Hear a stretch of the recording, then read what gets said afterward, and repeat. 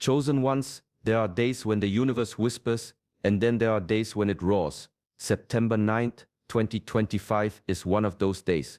The number 9 doesn't just close a chapter, it seals entire lifetimes of patterns and then cracks open a new path you never thought possible. This isn't superstition and it isn't coincidence. It's a rare alignment. 9, 9, and again 9 woven into the date, the month, and the year. A portal of completion and renewal.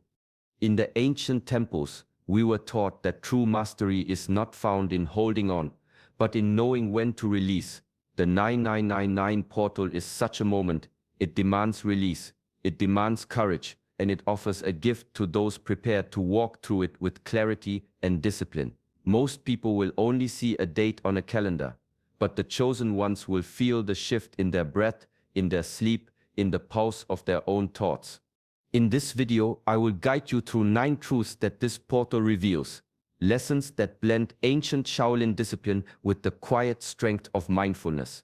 I will show you why this alignment is more than numerology, more than astrology. It is a mirror held up to your soul, and it will not lie. You will learn what to let go of, how to stand steady when the current pulls at you, and how to step into the cycle waiting beyond September 9th. Stay with me until the end, because the final teaching is the key that unlocks the others. Without it, the portal will pass, and you will miss the invitation it carries. I welcome you to Shaolin Soulfire. Subscribe now and walk this path with us. There comes a time when carrying more is no longer strength, but weakness. The weight you refuse to set down begins to shape your back, your mind, even your spirit. The number 9 has always carried this teaching. It is the mark of completion, the signal that a cycle has reached its end. In Shaolin training, when a form is finished, we do not cling to it. We bow, we breathe, and we release it. Why? Because holding on too long turns skill into stiffness and wisdom into pride. This 999 portal carries the same lesson. It is not only about cosmic numbers, it is about your willingness to let the old dissolve. Outdated beliefs that once guided you but now limit you. Relationships that take more than they give, keeping your spirit entangled in endless struggle. Fears that were meant to protect you but now cage your growth. These are the threats 9 comes to cut. I remember my master's words, a closed fist cannot receive. If you cling too tightly to the stories of your past, your hands are full and nothing new can enter. The portal opens as a chance to unclench, to surrender what is heavy so you can carry what is light. But release does not come through force, it comes through awareness. You see clearly what no longer serves, you bow to it with respect for the lessons it gave, and then you let it go. Completion is not death, it is transformation. Like a tree in autumn, the leaves fall not because the tree is weak, but because life demands renewal. The number 9 is that autumn moment for your spirit. It whispers, release, so you may be reborn. Before a threshold can be crossed, the ground must first be swept clean. The days leading to September 9th carry this very cleansing. The total lunar eclipse in Pisces acts like a tide moving through the hidden chambers of the mind, stirring what has long been buried in silence. Old griefs, forgotten fears, even dreams left unfinished, they surface not to harm, but to be acknowledged. Only when seen can they finally dissolve. In the old Shaolin halls, students were taught to sweep the training courtyard before dawn, not only to keep it clear of dust and leaves, but to clear the mind before practice. Every stroke of the broom was a lesson in discipline. Remove what is not essential, so focus may sharpen. The eclipse carries that same spirit on a grander scale. It sweeps through your inner courtyard, loosening the clutter that crowds your stillness. Pisces, the sign of water, guides this process with its depth and sensitivity.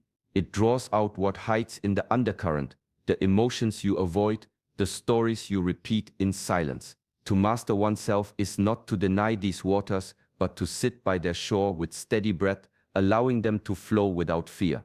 In this way, the eclipse teaches the discipline of surrender. By the time the portal opens on September 9th, much of what weighed heavily has already been carried away by this cosmic tide. The slate is not blank, but it is washed clean enough for new ink. A cycle closes, but the discipline is in how you choose to step forward. With a clear heart and an uncluttered mind, the path ahead can be walked with balance, with purpose, and with the strength of one who has let go. Tuesday carries the fire of Mars. It is the day of action, of courage, of decisive steps that cannot be postponed. When this force meets the number 9, the energy of endings and renewal, something powerful awakens. It is not only the soft release of what has finished, it is the bold strike into what is waiting. In the monastery, there is a moment every student faces. After years of repeating the same forms, the master suddenly changes the sequence. The student hesitates. Muscles know the old pattern, the mind clings to it, but the master's eyes demand a leap into the unknown. To falter is natural. To move forward with trust is the true lesson. This is the essence of Mars meeting 9. The courage to let endings propel you, not paralyze you. Mars is not only war. It is the discipline of directed fire. Inwardly it asks, where will you channel this force? Into anger, into fear, into resistance, or into the brave beginning of a new chapter. To master fire is to stand close enough to feel its heat, but not so close that it consumes. Discipline shapes raw energy into purposeful action. On this September 9th, that choice is before you. The portal does not only whisper release, it challenges you to act, to cut ties cleanly, to speak truth without fear, to step forward even when the path is unlit. Completion is one side of the doorway. The leap is the other. Both must be walked. In this way, Tuesday's fire does not burn the past. It forges the future. The day becomes an inner battlefield where the timid self dissolves and the courageous self rises, ready to claim the cycle that awaits. The number 9 has always carried the spirit of service. Not the service of duty alone, but the kind that flows from the heart, where giving becomes natural as breathing. When 9 appears 3 times, as it does on this portal, its voice grows louder. It calls you to step beyond self-interest and touch the wider circle of life. In the old teachings, wisdom was never measured by how much knowledge one gathered. It was measured by how gently one could hold the suffering of others. A monk who could recite scriptures but walked past a hungry child without pause was not yet wise. True mastery was found in the smallest acts of compassion, sharing food, listening deeply, offering presence without judgment. The 999 carries this reminder into the present. But compassion does not mean weakness. To serve from the heart requires inner strength, because it demands you face your own pain without letting it close you off. Discipline becomes the guardian of compassion. Without it, service can turn into exhaustion or pride. With it, service becomes steady and clear, flowing from mindfulness rather than impulse. This portal opens the door to such alignment. When the heart leads, choices begin to shift. You notice where you have been acting from fear, and where you can now act from love. You see how universal truth is not distant. It is revealed in the way you treat those around you, and in the way you treat yourself. The energy of 999 does not only end cycles, it elevates them. It takes what you have learned, distills it into wisdom, and turns it outward as light. To walk through this portal is to remember the highest mastery is not power over others, but the quiet strength to serve with clarity and compassion. Where the eyes rest, the mind follows. Where the mind lingers, the spirit bends. This is the first truth of self-mastery, to see clearly where your focus lives. Most people scatter their attention like seeds in the wind, chasing noise, distraction, endless desire. Yet nothing grows in such soil. Shaolin wisdom reminds us that strength does not come from reaching outward, but from gathering inward. In the temple, young students were tested not with weapons or combat, but with stillness. They were told to sit before a candle flame for hours, watching only the dance of light. The body ached, thoughts wandered, impatience rose like a storm, but in time, the flame became a mirror. The student learned that focus is not about forcing attention, it is about reclaiming it again and again until the mind becomes steady. When attention turns inward, clarity is born. You begin to notice the small movements within yourself, the breath rising and falling, the subtle emotions beneath your words, the patterns driving your choices. This awareness is power, not the power to dominate, but the power to choose. The outer world loses its grip when the inner world is held firmly in your own hands. To live scattered is to live pulled in 1,000 directions. To live focused is to move like a river, calm on the surface, yet unstoppable in its flow. The portal of 9 reminds us of this discipline, the need to withdraw from noise, to gather what is dispersed, and to direct energy toward what truly matters. True strength is not measured by how much you hold, but by how deeply you are rooted in your own center. And focus is the doorway to that root, the quiet axis on which all mastery turns. Discipline is often mistaken for harshness, for a kind of rigid control that bends the will through force. But in the Shaolin way, discipline is something quieter, steadier. It is the ability to rise and act, not because the mood is right or the body feels strong, but because the path has already been chosen. Feelings shift like weather, clear one moment, storming the next. Discipline is the mountain that remains unmoved. In training, there were mornings when the body ached and the spirit resisted. Muscles burned, the mind whispered excuses, the cold floor made every step heavy. Yet the master would remind us, if you only act when it is easy, you will never know your strength. And so, we bowed, we trained, we repeated the forms until the resistance dissolved. What was left was not exhaustion, but calm, the calm that comes from keeping a promise to oneself. This is the essence of discipline. It builds resilience without hardening the heart. It teaches you that consistency is not a prison, but a freedom. When you act from discipline, you are no longer a servant to passing moods. Anger, fear, laziness, they may visit, but they no longer command. You move with clarity, guided by choice rather than impulse. Over time, discipline becomes more than action. It becomes a rhythm, a harmony between effort and peace. Just as water shapes stone not through force, but through steady flow, discipline shapes the spirit through gentle persistence. To live with discipline is to live aligned. It is to stand each day with the same quiet commitment, no matter the storms within or around you.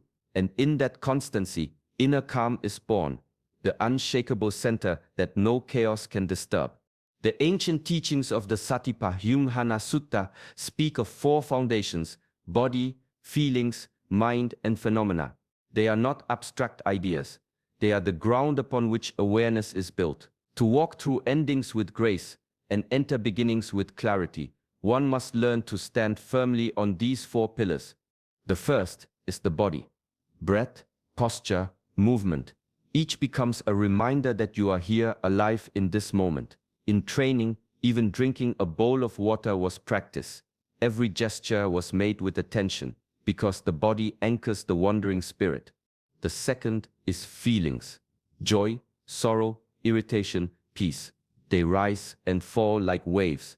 The teaching is not to cling to them or push them away, but to witness them with honesty. A feeling acknowledged loses its power to rule you. It becomes a cloud passing across the vastness of the sky. The third is the mind itself. Thoughts scatter, judgments form, memories return. Observing the mind is like watching a restless monkey, jumping, chattering, grabbing at everything. With patience, you see its patterns. And once you see, you are no longer trapped. The fourth is phenomena, the wider reality, the truths that govern all things. Impermanence, cause and effect, the nature of change. By observing these, you learn to release what is ending without fear, and to meet what begins without grasping. Together, these 4 pillars offer a discipline of clarity. They show you that forgiveness is possible, because nothing is fixed. They reveal that renewal is possible, because every moment is fresh. To live with mindfulness is to walk with open eyes, carrying the strength to let go and the wisdom to begin again. Within the teachings of Plum Village, the mind is described as a vast garden.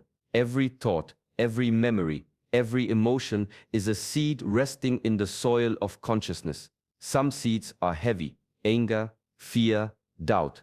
Others are light, compassion, patience, joy. The garden is never empty. It is alive with both. The question is not whether these seeds exist, but which ones you choose to water. In daily life, many people feed the seeds of fear without realizing it.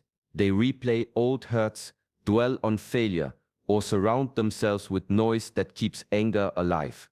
Over time, those seeds grow strong, shaping the way one sees the world. But the garden can be tended differently. With mindfulness, you pause, you breathe, and you notice, this is anger rising, this is sorrow visiting. Acknowledgement is the first act of mastery. Suppression drives the roots deeper, but gentle awareness loosens them, making release possible. At the same time, you learn to nurture the seeds that bring peace. A moment of gratitude waters joy. A kind word strengthens compassion. Sitting quietly with the breath feeds patience. Slowly, the balance of the garden shifts. The flowers of clarity and kindness spread, while the weeds of fear begin to wither. This is not quick work. Like any garden, it requires steady discipline, the daily act of noticing, choosing, and tending. But in time, the inner landscape transforms.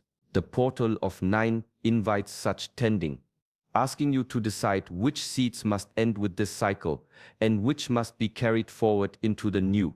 To master yourself is to become the gardener of your own consciousness, guiding its growth with awareness and care. The energy of September 9th does not vanish when the sun sets. It lingers, like the final note of a bell that continues to hum in the silence long after the strike. The 999 marks closure, but the very next day, September 10th, carries the vibration of 1. Where 9 completes, 1 begins. It is the natural rhythm of the universe. Every ending quietly plants the seed of a beginning. In the old teachings, the bow at the end of practice was never just an ending, it was a preparation. The body lowered in respect, the form dissolved. And in that empty space, the student stood ready for what came next. One breath closed the cycle, the next breath opened another. This is the way of the portal. It is not a single doorway you step through once, but a rhythm that carries you forward if you walk with awareness. The discipline lies in how you use it. To release on the 9th without direction is to drift. To release and then set intention on the 10th is to move with clarity. The energy of 1 asks you to decide what seed will you plant in the soil you cleared, what vow will you carry into this next cycle. Beginnings require courage, but also gentleness. Too much force, and the seed breaks before it grows. Too little attention, and it withers. The wisdom is in balance, steady focus, quiet patience, and the willingness to tend what you have chosen. The portal of 9 prepares the ground. The energy of 1 calls you to sow it with purpose. Together they remind you that mastery is not just about endings, but about beginning again with clear eyes and a steady heart. The 9999 portal is more than numbers on a calendar. It is a call to pause, to breathe, and to honor what has run its course. When you release what no longer serves you, space opens for what is true. When you meet that space with discipline and mindfulness, every ending becomes the soil of a new beginning. Carry this teaching beyond today. Notice where your energy goes. Choose what you will let go of and what you will nurture with care. Walk steadily, with focus, and you will feel the strength that rises when inner clarity guides each step. This is the gift of the portal, not a fleeting moment, but a reminder that renewal is always possible when you walk with awareness. Thank you for sharing this time. If the message spoke to you, we welcome you to join our journey here at Shaolin Soulfire. Like this video, subscribe, and let us continue walking the path of discipline, wisdom, and inner mastery together. Peace be with you.